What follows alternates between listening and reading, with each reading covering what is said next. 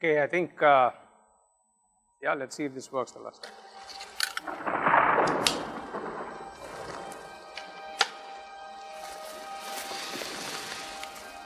This is your last chance. After this, there is no turning back. You take the blue pill, the story ends. You wake up in your bed and believe whatever you want to believe. You take the red pill, you stay in Wonderland, and I show you how deep the rabbit hole goes.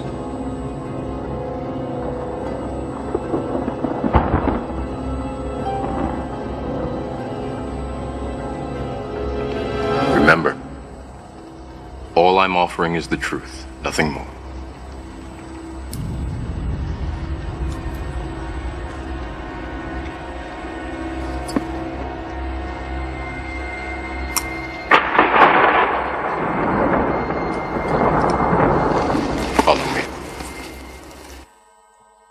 Okay, so I think when Prem made me this offer of talking to you about investor insights, it was a bit like this.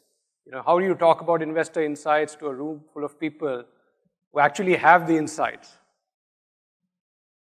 Now, the choice was really either we sit with the insights that we have or dive deeper into a different world. And that different world is a world of research and a bit of academics and a lot of real great minds who are telling us a bit more about how investors work and think. So we're going to take the red pill today, and bear with me, we're going to look at this subject in a different light of what research is really telling us now. Now, as anyone in the mutual fund industry, and I'm relatively new, as was announced just now, will tell you that we have a disclaimer at the end. I think we'll dispense with that, we'll start with it. So this is my disclaimer, everyone in the mutual fund industry has to do this, so brace up, we're going to have a bit of fun. Now we have all got insights from customers, haven't we? And maybe some of these are insights that you relate to. HNIs behave in a different manner, middle class investors are slightly different. People want, or investors want, high returns but no risk, and people don't compare properly. They compare a fixed income fund with a balanced fund with an equity fund. Within equity funds, they make all sorts of comparisons, etc. All of that is well understood, well known, right? Now, what are we not getting over here? These are all real insights. We all have them. What are we not getting over here?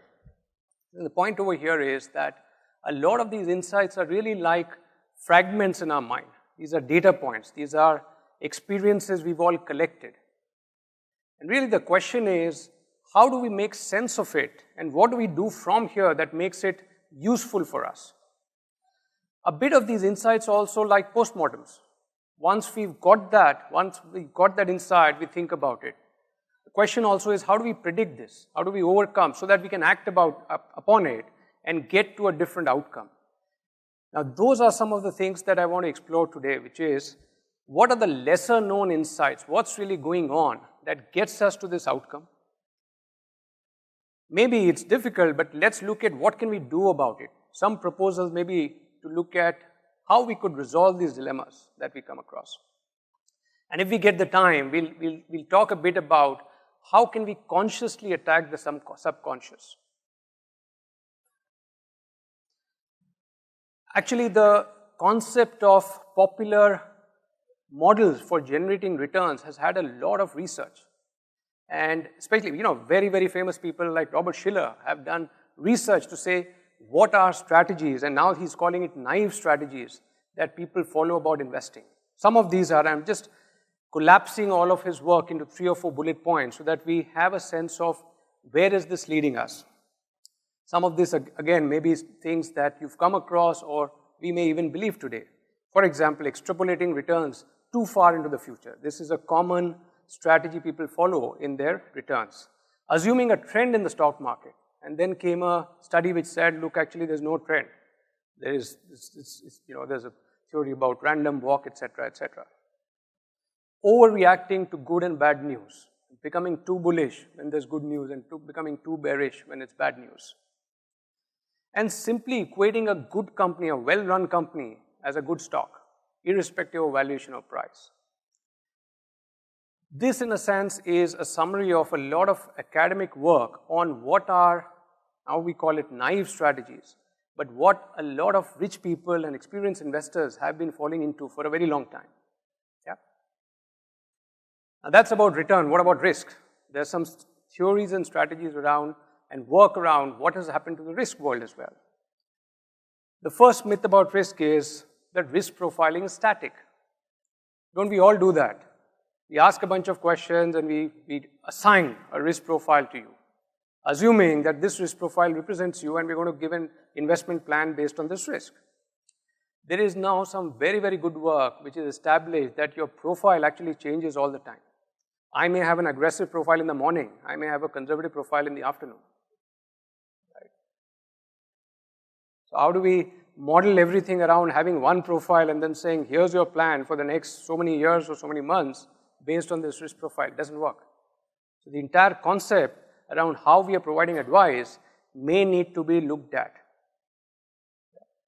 The other one is risk tolerance. A very interesting study actually says that your risk tolerance actually goes up or down based on market valuations. So you're more likely to be taking higher risk when markets are valued higher. There's a correlation. This is established. Yeah. So some of these fundamental questions that we take for, or some of these facts that we take for granted are actually, research is telling us today, it's actually all false. Maybe we take a moment to explore why is that happening, what's going on. And the reality of this is that if we look at our own evolution as Homo sapiens, we are actually quite new. We're not very old. The Homo sapien, from becoming a hunter-gatherer to where we are today, it's just 6,000 years out of we existing for about 600,000 years as a Homo sapien. So just 1% of our evolution. And what a lot of research is telling us is that actually we are still at some level reacting the way our hunter-gatherer forefathers used to react, which is you look at the yellow and black stripes and you bolt, you run, you don't think. That's instinct. What's happening in the brain? As we all know, we've heard about the left brain and the right brain since morning. The left, as we know it, is the analytical, the data conscious, looks at numbers, decides, right? And the right is the very colorful, emotional, instinctive, creative part of our brain. Now what research is telling us is actually the left is very slow. So the analyzer are actually very slow. And the decider or the decisions are actually happening on the right side. 85% of our time, the brain's actually deciding or thinking through based on the right part of our brain. Now think about it. As a profession, we are throwing data out there saying, buy this product because of X, Y, Z. These are all the numbers. That's going to the left brain. That's the slow part. And what I'm using to decide is actually the fast, instinctive, creative part of the brain. Actually, another fact is that 50% of the time we are just daydreaming. So actually we're not doing anything, it's just daydreaming. So that's our brain. Important to know, because then we come back to why our investors, and we are all making some of these mistakes which lead us to what I alluded to earlier. What about experiences, right? We all have great experiences, they are all ours.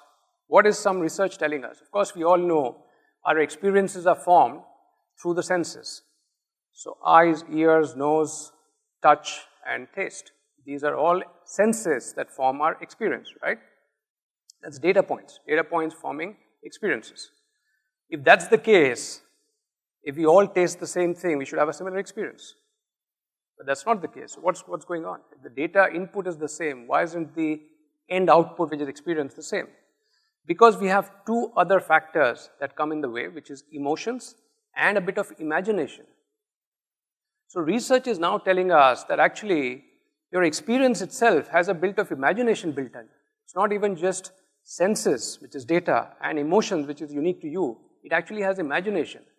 If there are gaps in your experience, you make it up. So you felt that this couch was really soft, maybe softer than it actually is, because you made it up. Now, knowing that, what it does for us is, we cannot take experience as truth and therefore take it as granted. You all have therefore the opportunity to change someone's experience or perception. So if our investor knows or believes that this has been my experience, or what we should take away is that actually that's just his perception. That's what he believes. There is an opportunity for us to actually change it. That's the point. None of this is therefore hard-coded. This is all up for us to challenge and amend. Only if we know about it, and that's the point of sharing it today. Of course, many of you who've associated with us over the years would know about the work we've done with a leading propagand of this theory of biases, Rolf Dobelli. Rolf has written a book, a bestseller, which talks about over 100 biases that all of us have that impede our decision making. Of course, a lot of those biases, almost 20, 30 of them, percolate down to how we decide about our investments, about money. That's again telling us a stunning piece of work, telling us how we are making mistakes every day when we go out there and we believe some of these which are given as gospel facts. Actually, they're not facts. Now, what do we do about it? This is all known, great stuff. You know, this is all researchers and academicians telling us things. Two people we thought who might begin to tell us how to use this data and what can we do to help ourselves now. The person on the left, I don't know if anyone can identify this gentleman, the doctor. So this is Dr. Gawande. Dr. Gawande wrote a very famous book about checklists. What he did was, as a surgeon, he took some of the learnings out of US airspace and started writing checklists about how to go about different procedures.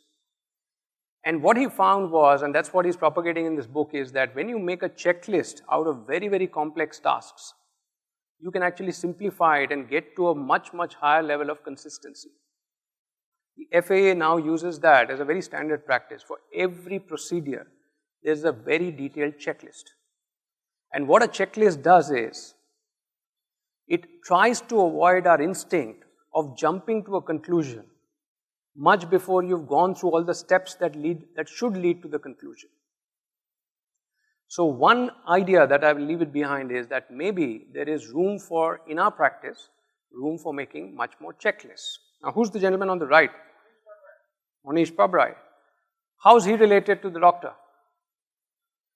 Monish Pabrai, many of you know because he's closer to where we are. He's talked about how he's used this learning from Dr. Gawande and used it for who he himself calls his gurus, Warren Buffett and Charlie Munger, etc. What he's done is he's converted all their learnings into a checklist. And what he's now doing is using someone else's learning in a sense. His checklist is now 97 points long. And he's saying, I'm still building. So every piece of learning that he's getting, he's building into a checklist. That's just one way to deal with our biases. And these are people who are doing this. Another thought about how do we use this, how do we resolve some of these challenges. First, of course, is awareness. Unless we know about it, how do we solve a problem we're not even aware of? So let's be aware.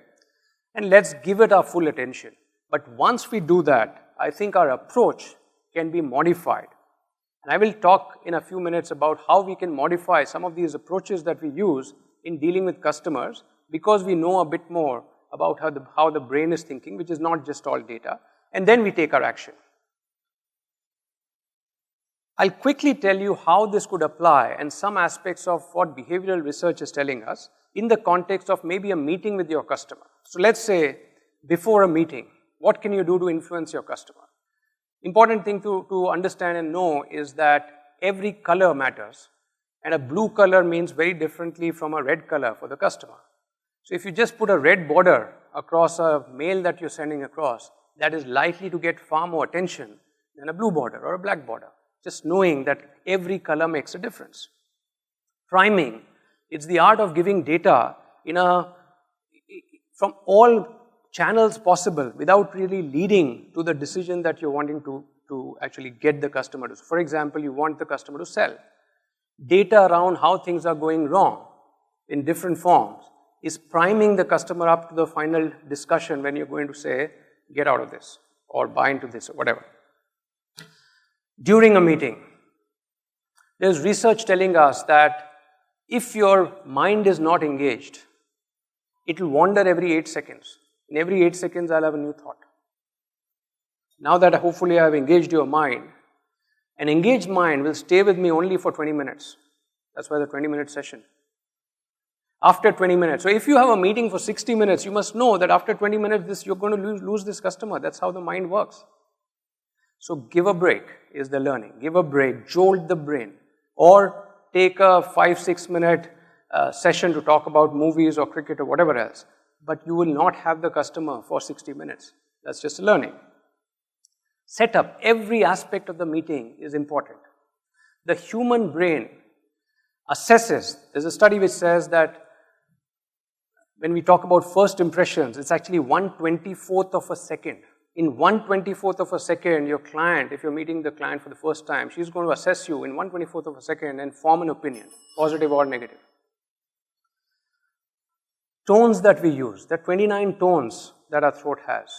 Up tones, down tones, so what are we conveying? Everything is important. Eye contact. If you don't have more than 72% eye contact in a meeting, you will not be able to get as much trust developed as you could. That's just again one behavioral learning. After the meeting, the more familiar your face is, the more trustworthy you seem to be. So can you follow up your meeting with emails maybe and find ways to put your face or photograph in front of the client? That's just a learning, because then the customer feels more familiar with you and trusts you more. Gifting, just as an example. Gifting is reciprocity. And there's a lot of research which says that thoughtful gifts, not compulsive gifting, but thoughtful gifting can actually give you a lot more trust and value than many other things. Now, we've got a whole range of these things, so I'm not going to bore you a lot, and of course, my time is up as well. We do have, and therefore, we'd like to reach out. If any of you are interested in getting deeper into these subjects, we've got a range of tools. And just before I end, maybe I can request for your participation in one quick exercise that I want to take you through. Are we all okay to read out what is going to come on the screen together at the count of maybe 3? So I'm going to start. Let's start reading out. 1, 2, 3. Paris in the spring, once in a lifetime, bird in the hand. You see anything wrong in that? So the data was here. Our left brain did not process it. Our right brain just jumped to conclusion based on the previous thing. So in each of these triangles, you will have 2 the's, 2 A's, and 2 the's again, which we just missed. Just to conclude the fact that actually the data in front sometimes just doesn't register with all of us, and therefore why will it do that with a customer? Thank you so much.